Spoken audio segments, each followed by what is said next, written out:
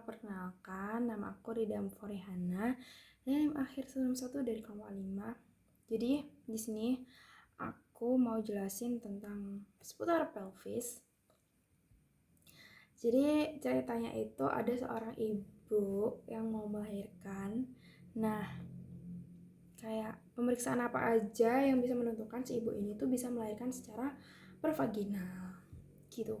Yang pertama, aku mau jelasin tentang pelvis. Jadi untuk melakukan persalinan secara pervaginal, jadi janin itu melalui pelvis agar bisa keluar ya. Nah, yang dilakukan pertama itu yaitu melakukan pengukuran pelvis yang cukup. Ini adalah gambaran pelvis wanita atau pintu masuk panggul wanita tampak anterior. Nah, untuk menentukan itu pelvis perempuan atau laki-laki itu bisa dilihat dari diameter conjugata, transversa, dan juga obliqua. Nah, bisa kita lihat di sini itu ada diameter conjugata. Diameter conjugatanya itu diukur dari promontorium sampai ke ini ya, pubicus, arcus pubicus. Di pubicus. Nah, ini. Dia itu panjangnya sekitar 12 cm. Terus habis gitu untuk diameter transversanya itu dia itu sekitar 13 cm dan juga diameter oblikuanya itu sekitar 12,5 cm. Nah, ukuran pelvis ini adalah ukuran yang cocok untuk melahirkan secara pervaginal, dan ukuran pelvis dengan ukuran seperti ini dia itu masuk ke pelvis perempuan atau wanita. Nah, diameter yang tadi kayak conjugata, transversa, obliqua, dia itu masuk ke diameter pelvis. Jadi untuk menentukan si diameter pelvis itu apa aja yang harus dihitung? Ada 3, yaitu ada conjugata, transversa, dan juga obliqua. Nah, selain itu di pelvis ini ada kayak bagian-bagian penting seperti kayak arcus pubicus, tuberculum ischiadicus, symphysis pubis, terus promontorium. Oh ya, tadi yang diameter conjugata dia itu diukur dari symphysis pubis ke promontorium. Nah, nanti bisa didapatkan hasil yang bermacam-macam. Tapi rata-ratanya itu sekitar 12 cm, ukuran yang cocok untuk perempuan. Selanjutnya, selain melakukan pengukuran pelvis yang cukup, aku mau bahas sedikit tentang tipe-tipe pelvis. Jadi, bentuk pelvis ini itu beda-beda. Dibedakan berdasarkan diameter pelvisnya itu yang diukur dengan cara diameter conjugata, transversa, dan juga obliqua. Jadi ini adalah beberapa tipe-tipe pelvis. Yang pertama itu ada ginekoid. Ginekoid itu dia itu kayak lebar dan juga kayak bulat gitu ya. Terus ada juga yang android. Nah, yang android ini dia itu mirip jantung ya bentuknya, kayak hati gitu. Itu ginekoid. Terus habis itu ada andropoid. Nah, andropoid itu lebih kayak kelonjong gitu ya pada bagian symphysis pubisnya. Terus kalau ada lagi yang namanya platypoid. Platypoid itu kayak agak gepeng gitu. Jadi dia itu panjang pada bagian diameter transversanya. Terus diameter transversnya itu agak panjang. Terus kalau konjugata, kalau diameter yang platypeloid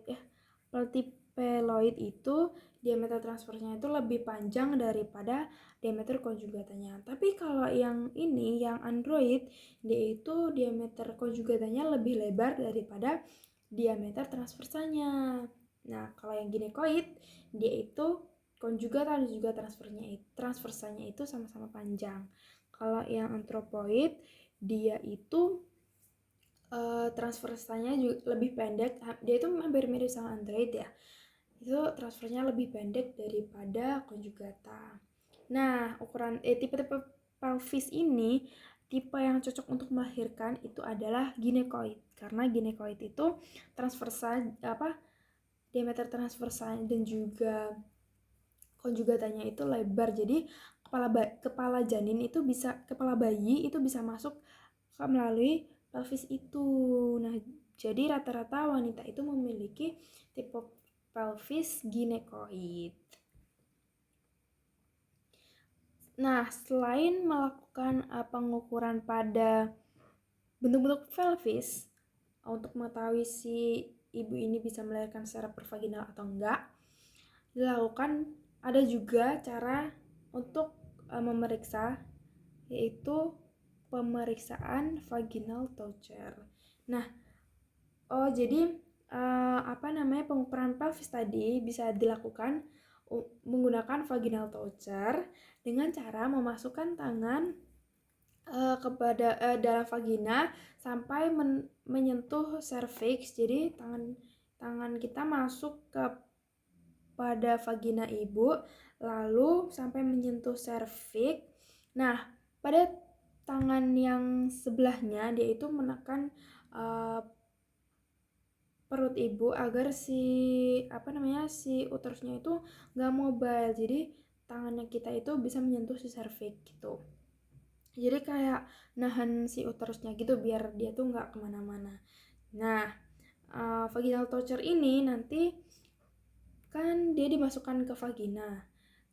Nah, nanti tangan kita itu harus sampai ke cervix dan juga ke promontorium. Jadi kayak agak nekan gitu ke dalam. Nah, pengukuran pelvis ini dilakukan dengan cara menggunakan bidang Hodge. Jadi pas tangan kita masuk